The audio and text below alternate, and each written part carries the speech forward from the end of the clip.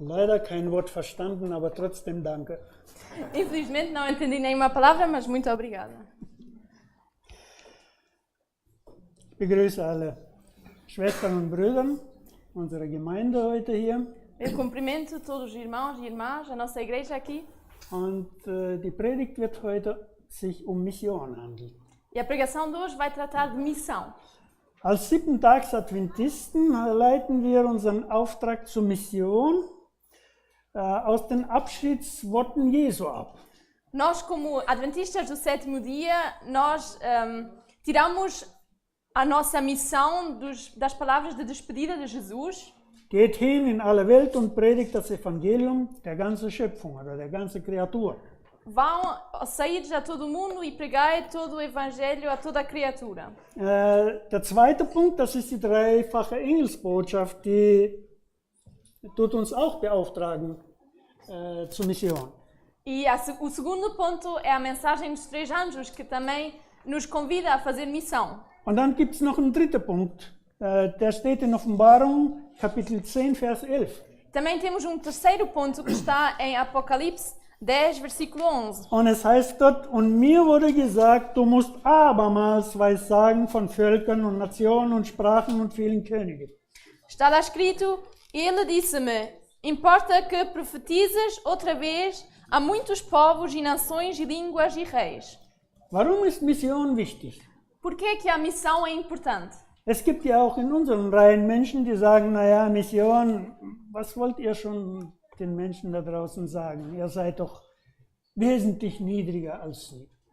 Às vezes também nas nossas filas alguém diz, para que fazer missão? Nós às vezes somos mais embaixo do que os lá fora. Aber wir haben ihnen was zu sagen. Mas nós temos a dizer a eles alguma coisa. Und deswegen, Mission belebt.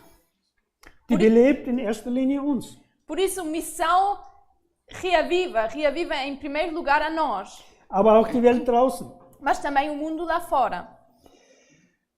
Mission korrigiert die falschen theologischen Ansätze. Missão também corrige os errados,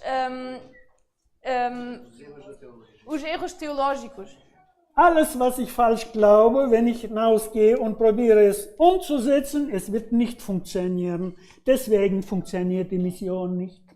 Tudo que eu acredito de coisa errada e tento aplicar lá fora, ou pregar, ou fazer missão lá fora, não funciona. Não funciona porque não é o que devemos pregar lá fora. Wichtig ist vielleicht noch, dass durch die Erfüllung unserer Mission wir den umgebenden Menschen uns verständig machen. O que também é importante que nós, pela cumprição da missão, nós fazemos-nos entender as pessoas à nossa volta. Ja, wir stellen unser Denken ihnen vor. Sim, nós os apresentamos como nós pensamos. Sie dürfen uns verstehen und bewerten. Eles podem nos entender e avaliar. Das Unbekannte, Fremde, Unverständliche, das hat in unserer Welt ein feindes Gesicht. O que não se conhece, o que é estranho, que não se entende, no nosso mundo tem uma cara de inimigo. Es steht im Verdacht und deswegen gelingt es dem Feind auch ständig Kriege und Zerstörungen zu sehen. Está em dúvida e por isso causa guerras e ódio. Wenn ich der sowjetischen Propaganda glauben müsste, unter der ich aufgewachsen bin. Se eu tivesse de acreditar na propaganda da União Soviética em que eu cresci, dann müsste ich glauben, dass die Deutschen Hörner haben und die Amerikaner sich auf Hufen bewegen. Eu tinha que acreditar que os alemães têm cornos e os americanos estão a andar em cima como é que se diz os pés dos animais? Cascos. Die Sowjets gibt es ja mittlerweile nicht mehr. A União Soviética já não existe mais. Aber die Propaganda, die ist unsterblich. Mas ainda hoje a propaganda não morre. Und nicht nur bei Russen und Chinesen. E não só com os russos e os chineses. Was schaut aber aus den Augen Augen unserer Mission heraus? Mas o que sai dos olhos da nossa missão? Ist das die prophetische Angst É o medo profético, o medo da profecia? oder die prophetische Gleichgültigkeit? Ou a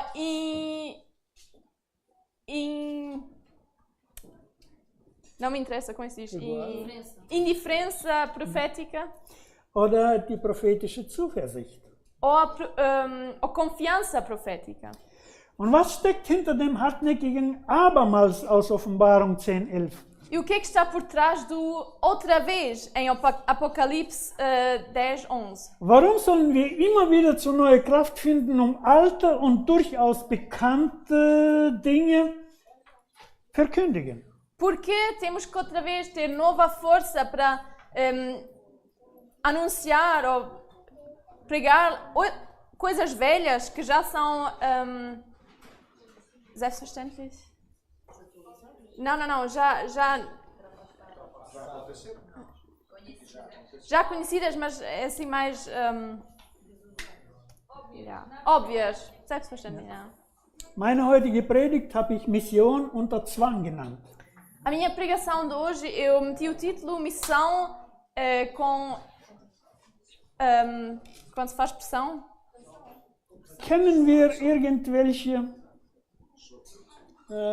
irgendwelche biblisch bedeutende Leute, die unter Zwang ihre Mission erfüllen mussten? Nós conhecemos algumas pessoas da Bíblia que tinham que fazer missão quando tinham pressão. Jona, ja, das ist der erste. O Jonas, sim. Warum wollte Jona aber seinen Auftrag nicht erfüllen? Mas por que o Jonas não queria cumprir o seu chamado? Ich weiß nicht, ich habe lange darüber nachgedacht und ich kam nur zu einem Beschluss. Eu não sei, eu pensei muito tempo sobre isso e cheguei a uma conclusão. Jona war ein Nazi, der vom ganzen Herzen die Assyrer gehasst hat. O Jonas era nazi que de todo o coração odiava os assírios. Und ihnen den schnellsten Untergang gewünscht hat. E os desejou que acabassem de maneira mais rápida. Deswegen hat sich entschieden, als Gott ihm gesagt hat, ja, in 40 Tagen wird es mit Ninive aus sein, für 40 Tage verschwinden. Por isso ele decidiu, quando Deus disse em 40 dias eu vou destruir Nínive, ele desapareceu, queria desaparecer por 40 dias. Urlaub in Spanien machen. Vou fazer férias na Espanha. Ja. Er wollte zurückkommen und feiern. Ele queria voltar e depois festejar. Es gibt keine Assyrer mehr. Não vai haver mais assírios. Gott hat aber was anderes im Auge gehabt. Mas Deus tinha outra coisa que ele queria, outro propósito. Und deswegen musste Jona abermals zum Auftrag kommen. Por isso o Jonas outra vez tinha que ser buscado ao seu chamado. In Aufregung ist ihm nichts Besseres eingefallen, als Klartext in Ninive zu reden. E quando eu estava assim agitado, não lhe saiu outra coisa do que dizer claramente a Nínive o que ele tinha a dizer. Ich kann mir vorstellen, wie er über die Stadt marschiert ist und hat gesagt, noch 40 Tage und dann ist es mit euch aus. Endlich mal. Eu imagino como ele marchava lá pelas estradas e dizia 40 dias e depois já está tudo acabado com vocês. Und dann nach 20 Tagen, nach 10 Tagen. Depois de 20 dias, 10 dias. Aber die Assyrer sind zur Reue gekommen. Mas os assírios tinham arrependimento. Jona war bis zum Sterben enttäuscht. O Jonas estava desiludido até o morrer. Die Mission war aber erfüllt, Ninive war gerettet. Mas a missão foi cumprida, Nínive foi salvo. Mission ist immer was ganz Klares. Missão é sempre uma coisa muito clara. Klar definiert und klare Schritte dahin. Definido claramente e claros passos para lá. Vielleicht noch ein Beispiel aus Richter 4. Da geht es um einen Barak, der die Madianiter getrieben hat. Talvez mais exemplo de Juízes 4, que fala de Barak, ele estava atrás dos Midianitas. Dieser Barak, der hatte tierische Angst, seinen Feinden ins Visier zu kommen. O Barak tinha medo de entrar no viseiro, Aber trotzdem, Dos er seus hat es inimigos. geliebt, vorne zu stehen. mas ele gostou muito de estar em frente. Und jetzt kommt Deborah, das war eine Prophetin Gottes, zu ihm und sagt, hey, die Zeit ist da, 20 Jahre sind wir unterdrückt, wir müssen uns mal befreien. Mas agora vem a Débora, uma profeta de Deus, e disse: agora chegou o tempo, 20 anos fomos Barak hat angefangen zu zittern, als er das gehört hat. fomos oprimidos dos nossos. E agora chegou o tempo de nós acabarmos com ele. Er hat was gemacht, was er selbst nicht verstanden hat. E agora chegou uma coisa que o Barak fez que ele nem ele próprio entendeu. Er hat diese Frau vor sich hergeschoben, wie das die Terroristen heute machen. Ele levou essa mulher em frente dele, como hoje em dia fazem os Und das terroristas. Kommando so hinter ihrem Rock geführt. Estava assim, por trás dela, atrás. Aber die Was? Mission war erfüllt. Mas a missão foi cumprida. Das Volk Gottes war befreit. O povo de Deus foi liberto. Ein weiteres Beispiel vielleicht Gideon aus Richter 6. Mais um exemplo, o Gideão, de Juízes 6. Ja, 7 Jahre war das Volk unterjocht. 7 Jahre? 7 7 anos Jahre. o povo estava embaixo de jugo. Nach meiner Ansicht, wenn ich diese Geschichte immer lese, war Gideon einer, der immer die gleiche Frage gestellt hat. Se eu leio esta história, vem-me à mente que o Gideão era uma pessoa que sempre perguntava a mesma pergunta. Und warum ich? E porquê eu? Ja. Meinst du, Herr, ich bin der Einzige, der das machen kann? Achas, Senhor, que eu sou o único que consegue fazer isso? Wenn du wirklich das meinst, dann musst du mich darin überzeugen. Se mesmo achas isso, tens que me convencer disso. Es scheint den Engel, der zu mir gekommen ist mit dem Auftrag, hast du überzeugt? Parece que tu convenceste o anjo que veio com essa mensagem a mim, que Ja, consegue, dass er mich anspricht. Mama und Papa machen das längst nicht. que ele fala comigo, mas mãe e pai não fazem isso. Mach mal bitte, dass im Hof die ausgebreitete Wolle am Morgen nass ist, während es ringsrum trocken ist. Faz, por favor, que a lã que está lá fora, que de manhã está molhada e a volta está tudo seco. Okay? Am nächsten Morgen war es wie bestellt. Ok? Na manhã estava assim como ele encomendou isso. Gideon hat gesehen, es hat geklappt. O Gideão viu que funcionou. Und er ist rausgegangen, um in der Nachbarschaft seine Freude zu teilen. Ele saiu lá para fora para mostrar a sua alegria nos vizinhos. Und ich kann mir vorstellen, dass er zu der blauäugigen Tante Sarah gegangen ist. Eu posso imaginar que foi com alegria a Sara, a tia Sara de olhos azuis. Die hat sich das angehört und sagt, hey, das ist doch normal, die Wolle zieht doch die Feuchtigkeit aus der Luft an. E depois ela disse, mas isso é normal, a lã puxa a umidade do ar. So machst du dich doch nur lächerlich, wenn du sowas erzählst. Assim tu só fazes de ti clown, como é que se diz? Palhaço quando acreditas nisso. Herr, warum hast du mich so bloßgestellt? Wenn die Tante Sarah, die noch immer alles blauäugig angenommen hat, das nicht glauben kann? Por que é que tu me meteste assim, ó Senhor? Agora até a tia Sara, que é assim mais... So lachen sich die anderen doch tot. como é que quando crê rapidamente, tem assim uma coisa a dizer?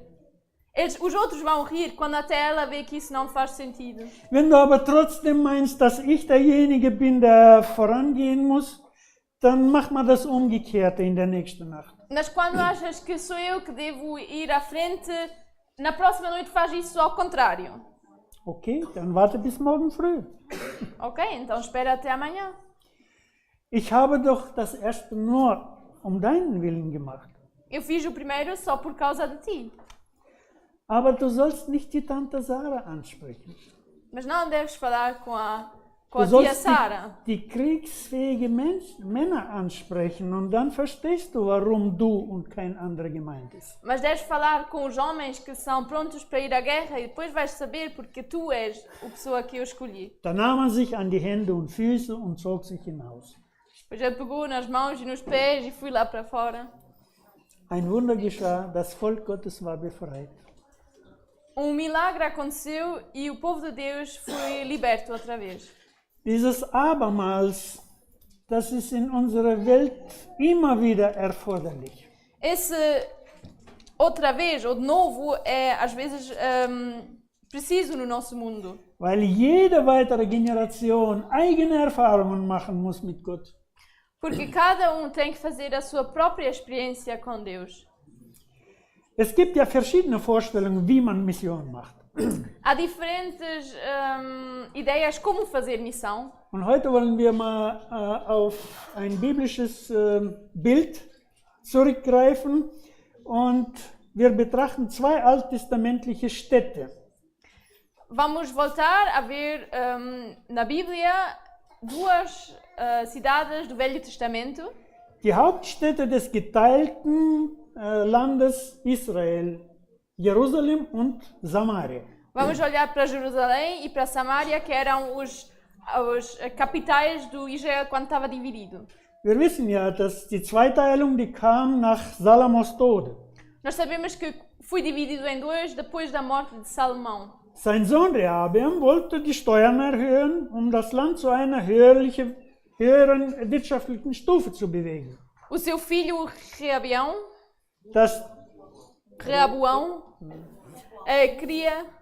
queria levantar com mais taxas,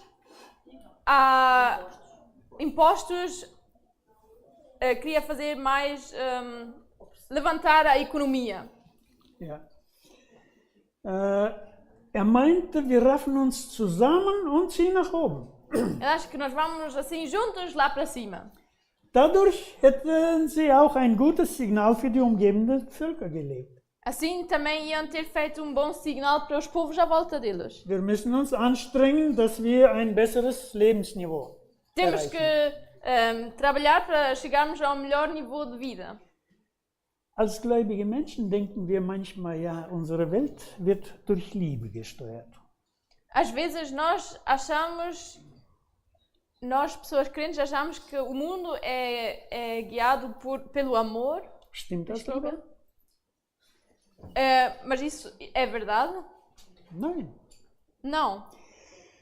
Die wird von Neid und Hass gesteuert, unsere Welt.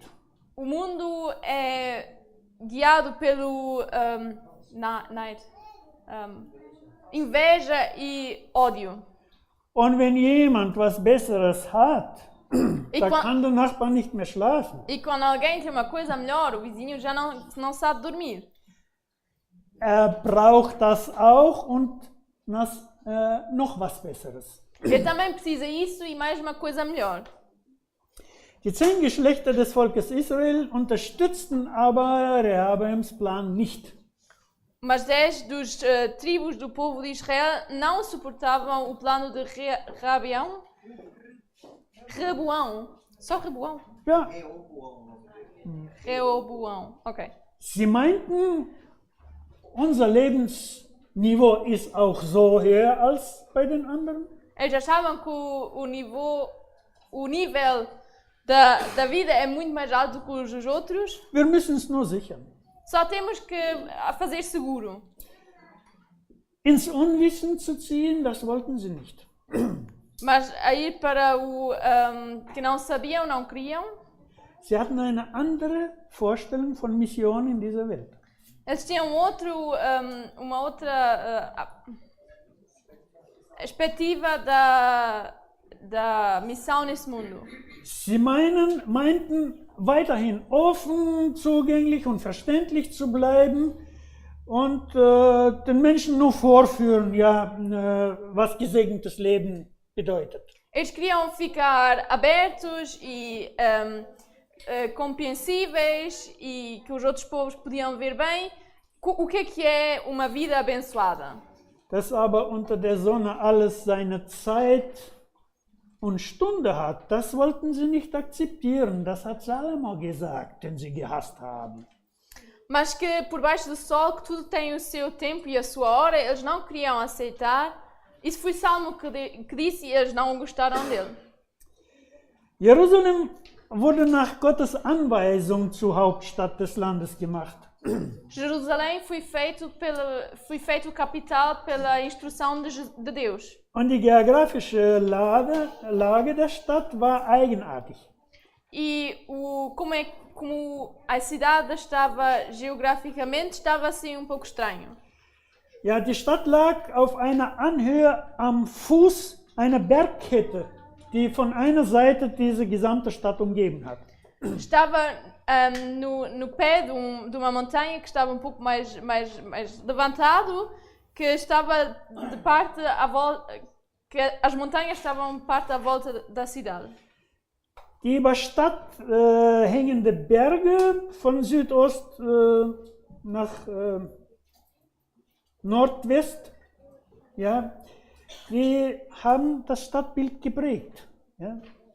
Es sah nicht so freundlich aus. Essas montanhas por trás da cidade fizeram o aparecimento da cidade não tão friendly, amigável. Ja.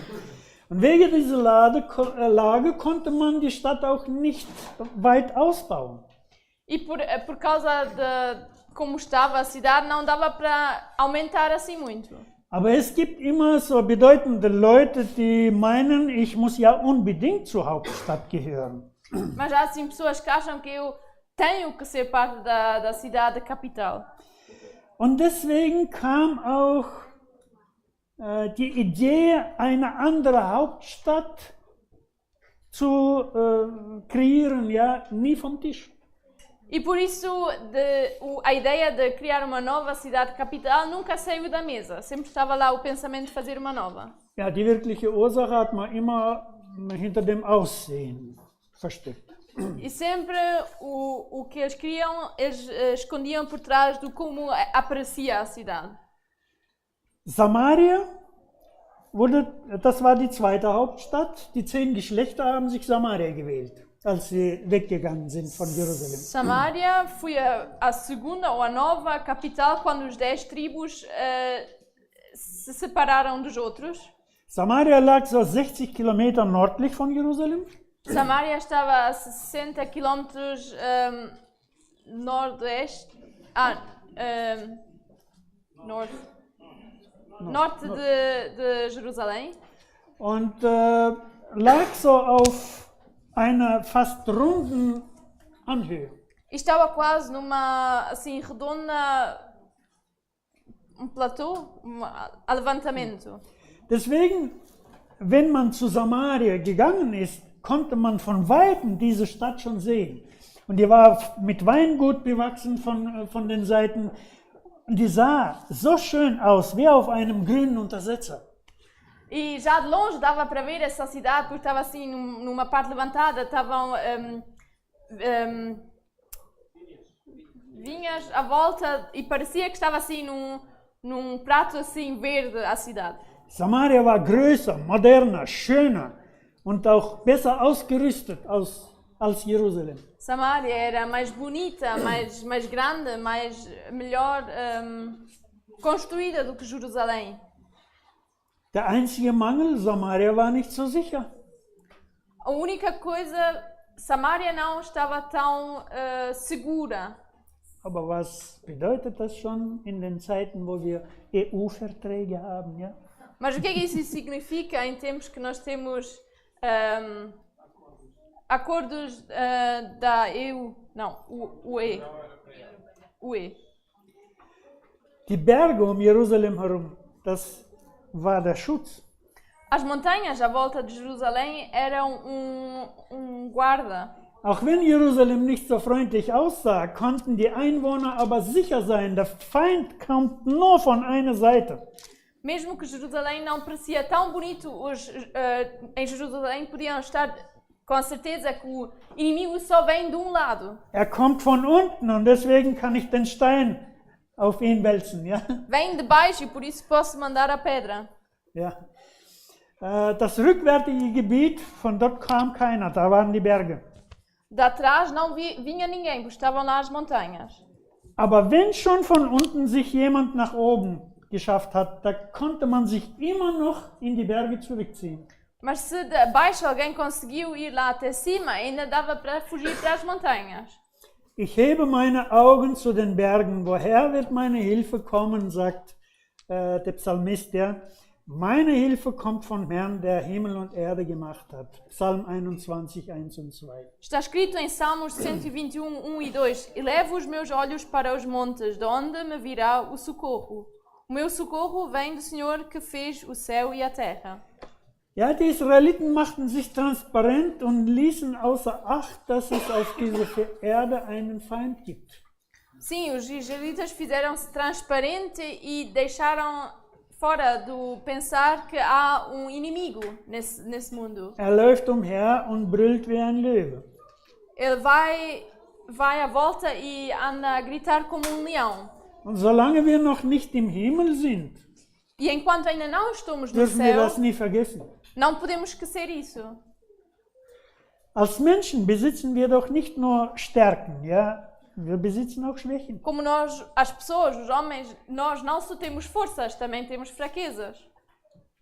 Und die Schwächen werden vom Feind belauert. E as fraquezas são bem analisadas do inimigo. Er wartet nur ab, wann der günstige Moment kommt. Ele só está à espera do momento certo. Und in 2. Könige, in Kapitel 6 und 7 steht, dass Samaria war belagert. E em 2 de Reis, capítulos 6 e 7, está escrito que a Samaria foi cercada Und die Einwohner litten unter starkem Hunger. e os que viviam na cidade estavam a sofrer de fome. Gott hat es zugelassen, baut euch die Stadt, so wie ihr versteht. Deus o deixou que eles pudessem construir a cidade assim como eles queriam. Aber die Folgen müsst ihr selber tragen. Mas as consequências vocês têm que também suportar, Klug zu werden. para ficarem sábios. Gott sorgte, dass im Reich Israel die erfolgreichsten Propheten in Einsatz waren. Deus trabalhava assim que os profetas mais com mais sucesso estavam em Israel. Ja, Elisa und Elia, das waren zwei, die man in der Heilsgeschichte wahrscheinlich nur mit Jesus Christus vergleichen kann. O Elias e o Eliseu são duas pessoas que na história da redenção dá para comparar com Jesus. Aber es kam eine Zeit, wo Elia vom König von Israel fliehen musste. Mas houve tempo que o Elias tinha que fugir do rei de Israel. Und auch Elisa hatte nicht ein so großes Ansehen bei den Königen. E também Eliseu não tinha assim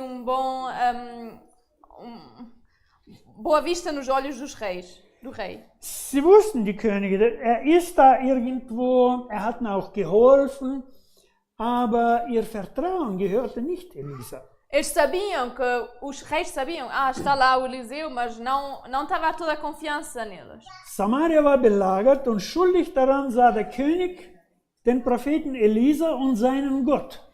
A cidade de Samaria estava cercada dos inimigos e o rei viu o profeta Eliseu e o seu Deus culpado disso. Ja, die Aramäer hatten ja mehrere Versuche hinter sich, Israel zu belästigen, weil es bekannt wurde, dass Israel sich von Juda getrennt hat. Os arameus já tinham tentado mais vezes de ir a Israel porque eles ouviram que tinham se separado de Judá. Wer Juden sind, wussten sie. Salomo hatte aramäische Frauen. Quem os judeus são, eles sabiam porque o Salomão tinha mulheres arameias. Aber jetzt hat es geheißen, ja genau, weil der Salomo aramäische Frauen hatte, deswegen haben die sich von dort getrennt. E agora era que é porque o Salomão tinha mulheres arameias, é por isso que eles se separaram dos judeus. Der Prophet Elisa hat das Vorhaben der Aramäer dem König von Samaria kundgetan. O profeta Eliseu disse o que o rei dos arameus queria fazer. Dass der aramäische König überhaupt keine Chance gegen Israel hatte. que o rei arameu não tinha nenhuma chance contra os israelitas. und sogar verdächtig hat, dass in seinen Reihen da ein Verräter sitzt. E que o rei dos arameus até culpava um dos seus que traía-os. Als ihm aber gesagt wurde, dass es einen Prophet gibt, der dem König von Israel alles erzählt, sogar was du da in deinem Schlafzimmer redest mit deiner Frau, hat er Truppen dahin geschickt zum Elisa. Quando esse rei dos arameus ouviu que o profeta Eliseu sabia tudo o que ele fazia, até ouvia as coisas que ele dizia no seu quarto privado, ele mandou soldados para lá. Ja, die Soldaten wurden nach Elisas Gebet erblindet und auf seinen Befehl in das Zentrum Samarias geführt. E quando eles chegaram ao Eliseu, à oração de Eliseu, ficaram cegos e ele levou-os até o centro de Samaria. Und jetzt fragt der König von Israel, soll ich sie alle töten? E agora pergunta o rei de Israel, devo-os matá-los todos? Elisa sagt, nein, setze ihnen Brot und Wasser vor, lass sie essen und trinken und lass sie zu ihrem Herrn zurück. Ele disse, não, dá-lhes água e pão e deixa-os comer e beber e depois manda-os de volta ao seu senhor. Das Geschehen hat allen gut getan, ja? Isso que aconteceu fez bem a todos. Die einen kamen lebendig davon, die anderen haben klargemacht, wir haben keine Vorbehaltungen gegen euch, ja? Uns saíram com a vida deles de volta para onde eles vieram e os outros fizeram bem claro como é que as coisas vão. Aber im nächsten Jahr kamen die Aramäer wieder und haben Samaria belagert. Mas depois de um ano, os arameus voltaram e cercaram outra vez Samaria. Und im Kapitel 6, Vers 25 stehen die Nahrungsmittel, die damals Wert hatten. E em 2 Reis, capítulo 6, versículo 25, está escrito quanto é que valiam as coisas que dava, os alimentos que ainda dava para comer. Ou os alimentos que havia. Eselkopf und Taubenmist. Cabeça de jumento e cabo de estresse de pombas. É isso? Guten Appetit. Esterco. Die Frauen härteten so ab, dass sie die eigenen Kinder verspeist haben.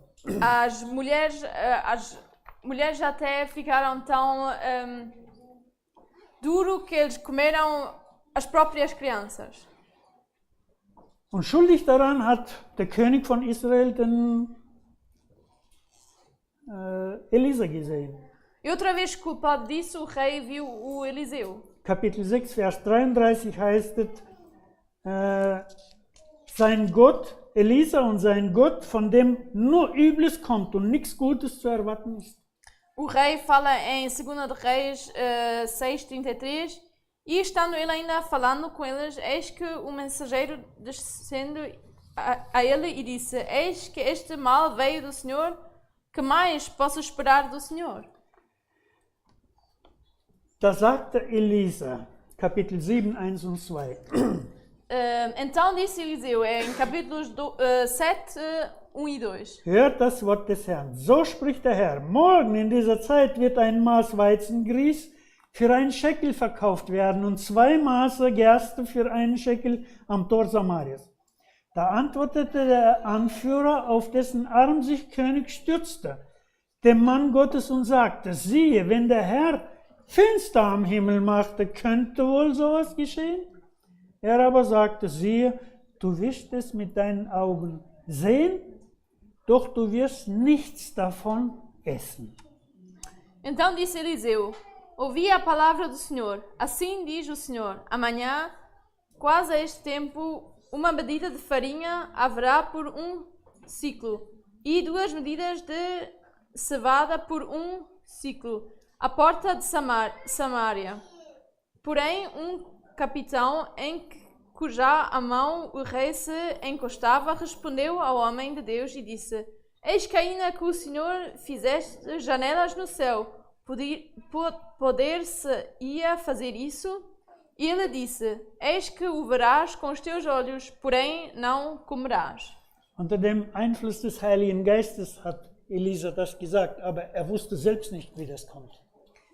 O Eliseu disse isso por baixo da influência do Espírito Santo. Ele nem próprio sabia como é que isso ia acontecer. Einer, der die Realität kannte, er hat verstanden, das geht nicht. Que via a realidade e conseguia ver, isso não funciona. Alles, was Vorrat war, war gegessen. Auch die Haustiere, auch die Katzen und Hunden, alles war aufgegessen. Tudo que eles tinham como guardado, até os animais, eles tinham comido tudo. Das Volk war am Boden. Wie kann sowas passieren? O povo é que estava no chão. Como é que acontece isso? Oder wird sich wirklich der Himmel öffnen und es wird runterregnen mit Weizen und Grieß? Vai abrir mesmo o céu e vai chover cevada e farinha? Elisa halte uns nicht für Ungläubige, aber wenn wir jetzt das glauben, was du sagst, das kennen wir nicht. Não acha que nós somos increntes, mas acreditar o que tu dizes agora, isso não conseguimos. Das ist Unsinn. Wie hat sich aber Elisas Prophezeiung erfüllt? Mas como é que se cumpriu o que o Eliseu profetizou? 4 aussätzige Männer saßen am Tor Samarias. 4 homens com 4 leprosos estavam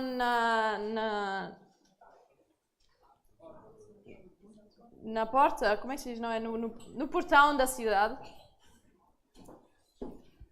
Jeden Tag hat jemand ihnen was rausgebracht. Man konnte sich nicht mit ihnen, musste sich auf Distanz halten, aber ihnen wurde was gebracht und sie konnten essen, aber schon ein paar Tage hat keiner was gebracht. Antes sempre alguém trazia-os alguma coisa porque tinha-se ter distância, mas já há uns dias ninguém tinha trago nada. Und die Soldaten auf der Mauer haben ihnen gesagt, wartet auf nichts.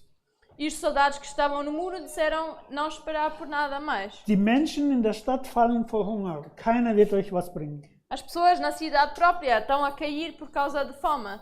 Ninguém vai vos trazer algo. Die mussten überlegen, was sie tun sollen. Eles tinham que pensar o que fazer agora. Ja.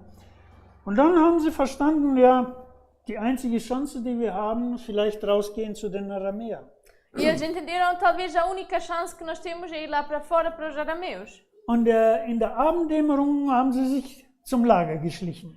E depois, quando já estava a ficar escuro, eles foram lá ao acampamento deles. Dort war aber alles still, die Rosse und die Esel standen bewirtet, aber die Soldaten waren nicht da. Estava tudo calmo, estavam lá os cavalos e os outros animais, estava tudo calmo. Sie haben sich in ein Zelt hineingeschlichen, haben gegessen, getrunken, sich Kleider herausgesucht. Mas não estava nenhum arameu lá. Eles foram para uma tenda, comeram lá, beberam, tiraram roupas. Silber und Gold genommen und haben sie in ein Versteck getragen. Também tiraram ouro e prata e meteram esconderam. Dann kamen sie zurück und haben das erneut gemacht. Depois eles voltaram e fizeram outra vez. Und plötzlich durchschoss sie ein Gedanke. E de repente veio-lhes um pensamento. In 2. Könige 7,9 steht Em 2 de Reis 7, versículo 9. Wir tun nicht recht. Dieser Tag ist ein Tag guter Botschaft. Schweigen wir aber und warten, bis der Morgen hell wird, so wird uns Schuld treffen. Und nun kommt und lasst uns hingehen und es im Haus des Königs berichten. Então disseram uns para os outros: não fazemos bem. Este dia é dia de boas novas. E nós calamos. Se esperamos até a luz da manhã, algum mal nos sobrevirá. Pelo que agora vamos e anunciamos a casa do rei. Ja, sie gingen zum Stadttor und berichteten dem König. Sim, eles foram até o portão da cidade e disseram ao rei. Und von dort gleich kam eine Antwort, Vers 12. E logo veio uma resposta em versículo 12. Ich will euch sagen, was die Aramäer mit uns machen. sie haben erkannt, dass wir unter Hunger leiden.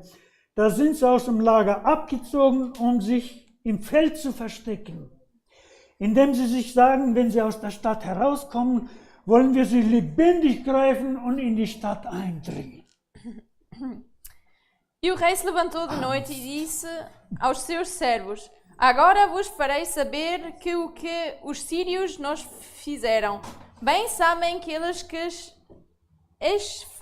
esfamados estamos.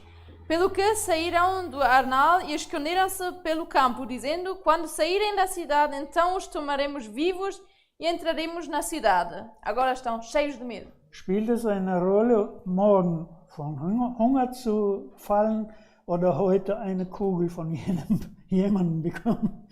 Faz diferença se eu amanhã morrer de fome ou agora ser matado por um inimigo? Tod ist tot. Aber Morto é morto, mas manchmal sitzt die Angst so tief drin und wir können sie so gut prophetisch belegen. às vezes o medo está tão fundo em nós e nós podemos mostrar de maneira profética tão bem. Ja, auch in unserer heutigen Welt. Die wird regiert von Menschen, die sich auch am liebsten verstecken würden. Sim, hoje em dia o nosso mundo também é Und dann governado de pessoas que gostavam de se esconder. verstecken sie sich hinter diejenigen, die ein bisschen Courage haben. Mas eles se escondem atrás de pessoas que têm um pouco de coragem. Und diese stecken alles, was es im Staat gibt, in die eigene Tasche. Ja? E esses põem tudo cá no Estado, no próprio bolso. In so einer Welt leben wir. No mundo assim é que nós vivemos. Damals und heute das Gleiche. Nesse tempo e hoje é a mesma coisa. Aber glaubwürdig zu bleiben, behaupten wir, alles im Griff zu haben, ja, behaupten unsere Regierenden. Mas para ficar... Sie versuchen prophetisch zu sein und auch logisch zu reden. Para ficarem crentes, eles ainda dizem que têm tudo na mão, eles tentam falar profeticamente e de maneira lógica. Liegen aber voll daneben Mas estão completamente errados und können keinem mit ihrem Irrsinn helfen. e não conseguem ajudar ninguém com a sua... Wie fühlen Maluquice. wir uns, wenn es um Mission geht? Como é que nós nos sentimos quando trata-se de missão? Wie geht's uns, wenn die Zeit da ist, ja, die Theorie in Praxis umzusetzen? Como é que nós sentimos quando é a tempo de fazer de teoria prática? Wenn die Einladung vom Missionsleiter kommt, Quando vem o convite do coordenador de missão, welche Sätze fallen uns so spontan ein? quais frases nos vêm à mente rapidamente? Patriotische? Frases patrióticas. Zu diesen Philistern da draußen gehen wir nicht. Ja? A esses filisteus lá fora nós não vamos. Ist doch vergeblich verlorene Zeit. Não vale a pena, só perdemos tempo, eles não querem. Oder vielleicht verlangen wir in dieser Zeit plötzlich so eine Einigkeit mit allen, die man sonst mit mir nicht treffen kann.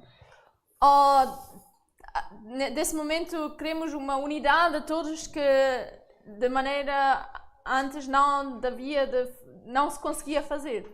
Ich gehe nur, wenn alle gehen. Eu só vou se vão todos. Oder ergreift uns Unverständnis.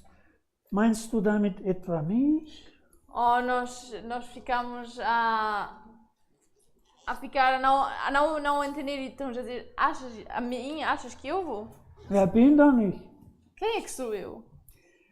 Oder kommen so Geständnisse wie zum Beispiel, dass meine neue Schuhe, die ich mir gekauft habe, die drücken mir und ich kann nicht so weit laufen. Ou vêm coisas à mente como os meus sapatos novos que eu comprei estão-me a fazer pressão no pé, eu não consigo caminhar tão longe. Und meine alten, die mir passen, die hasse ich genauso wie Verteilaktion. E os velhos sapatos que eu tenho eu odeio da mesma maneira como distribuir alguma coisa.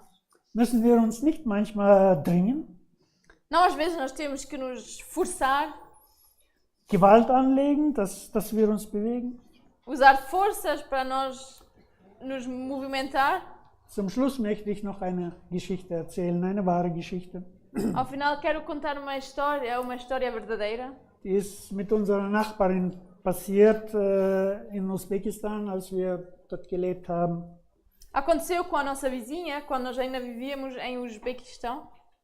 Sie heißt Luba, lebt auch heute noch dort. O nome dela é Luba, ela ainda vive lá hoje. Die war mit schweren körperlichen Behinderungen geboren, damals mit 43 Jahren. Ela nasceu com deficiências no corpo muito graves. Nesse tempo lá, quando nós estivemos, já tinha 43 anos. Wog sie so 30 Kilo und war 90 Zentimeter groß. Ela só pesava 30 quilos e estava assim mais ou menos 90 centímetros grande. Wenn sie zum Tisch kam, konnte sie gerade die Augen über den Tisch halten. Quando ela veio à mesa, só assim conseguia passar com os olhos por cima da mesa. 91, als wir nach Taschkent kamen, hat sie intensiv sich in Gottesdienst versucht einzubringen.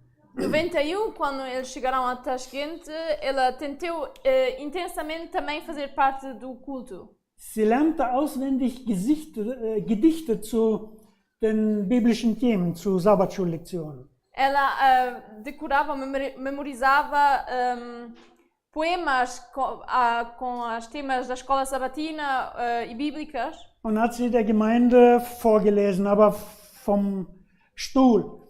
Sie hatte Angst, vorne zu stehen. E também dizia à igreja, mas do lugar dela, tinha medo de estar em frente. Bei einer jugendlichen Veranstaltung 94, an der sie teilgenommen hat und die ganze Gemeinde eingeladen war, num acampamento 94, em que ela participou e também toda a igreja estava convidada, hörte ich plötzlich eine Replik aus dem Munde eines gestandenen Gemeindegliedes. Eine Replik? Replik. Was ist das? Das ist ein Satz. Eu ouvi uma frase de um membro da igreja que já estava há muitos anos membro da igreja. Wer hat dann dieses Stück Krüppel unter die Jugend gestellt? Quem meteu essa peça não é deficiente, mas assim, crippled? Quem meteu ela entre os jovens? Invalid. Yeah. Unter die Quem Jugend meteu gestellt. essa inválida entre os jovens? Ich dachte, ich höre falsch. Eu pensei que eu não estava a ouvir bem, Aber es wurde gesagt. mas fui dito assim.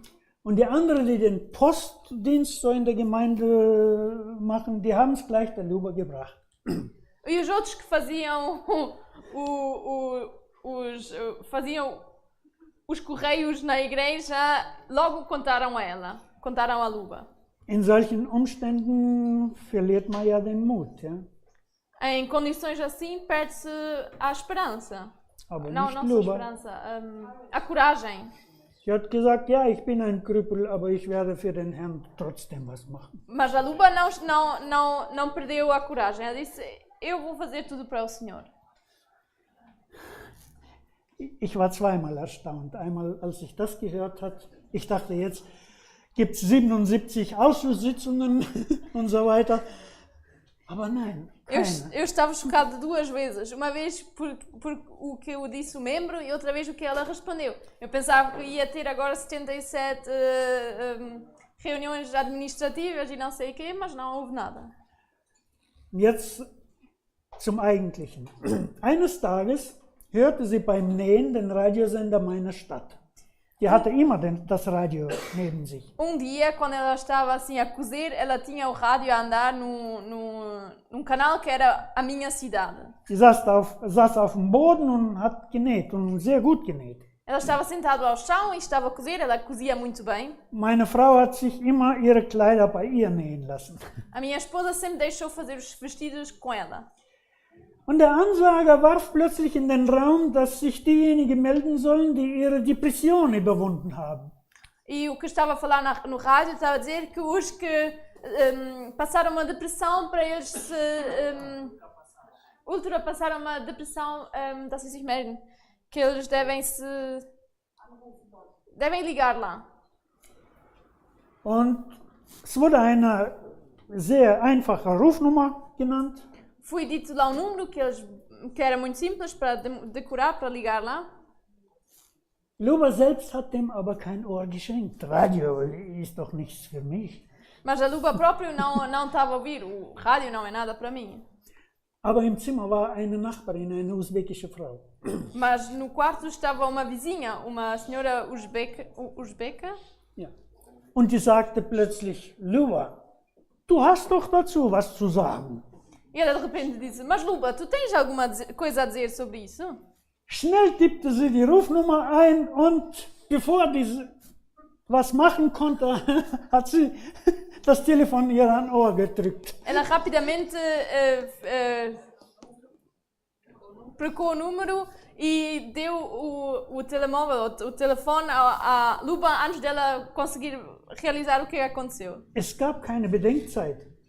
Não houve tempo para pensar. Als sie plötzlich im Radio wie auch im Telefon gehört hat, hallo, wer ist da?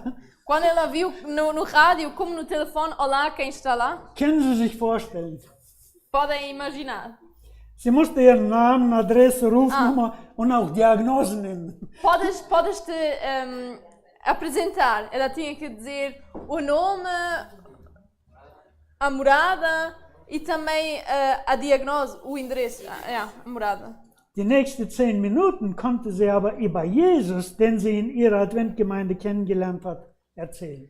Mas os próximos 10 minutos ela podia falar sobre Jesus que ela tinha conhecido na igreja adventista dela. Es war keine schlichte, bearbeitete Predigt, nein. Não foi uma pregação preparada. Es war ein einfaches Zeugnis. Foi testemunho simples. Das hat aber die Herzen der Menschen draußen in der Metropole und ringsherum bewegt. Mas mudou os corações das pessoas à volta nessa cidade. Daraufhin hat sie tausende Anrufe und mehrere hunderte Besuche bekommen. Depois disso, ela teve mais de 1000 chamadas e 100 visitas. Wie aus der Metropole, so auch aus den umgebenden Städten und Dörfern. Da cidade e também de outras cidades e vilas à volta. Sie hat ein Werk ins Rollen gebracht, das keiner von uns machen konnte. Ela começou trabalho que ninguém de nós podia fazer ou parar. Als Prediger haben wir aus diesem Pool gefischt. Nós, como pregadores, pescávamos nesse Und sehr viele Leute zu Gott gebracht. Nesse rio e levamos muitas pessoas a Deus. Luba ist eine ethnische Deutsche. Luba é uma alemã. Und sie könnte seit 92 in Deutschland leben. E talvez de 92, talvez vive na Alemanha. Ihr Bruder lebt seit 91 in Rastatt. O irmão dela é que vive desde 91 em Rastatt. Als wir weggezogen sind, das ist 2001 passiert, Quando nós saímos de lá, que foi 2001, sagte sie mir zum Abschied, ela disse, quando nós nos despedimos, ich bleibe hier. eu vou ficar aqui. Ich brauche nicht viel. Eu não preciso muito. Das Stück Brot, das ich verbrauche, bekomme ich immer. O pedaço de pão que eu uso, eu sempre recebo. Solange ich hier helfen kann, bleibe ich hier. Enquanto eu consigo ajudar aqui, eu fico aqui. Mensch, der kaum sich bewegt, Uma pessoa que quase nem consegue se mexer. der einen Buckel hat. Que tem percundo. Corcunda. Ich kenne keinen anderen Menschen, der so viel Blumen zu allen Feiertagen, staatlichen Feiertagen bekommt und besonders zum Geburtstag wie Luba. Eu não conheço nenhuma pessoa que recebe tantas flores nos feriados do país e no aniversário como a Lumba. Sie haben einen Hof, der ist wahrscheinlich so 3x5. Tem pátio que é assim 3 metros a 5 metros.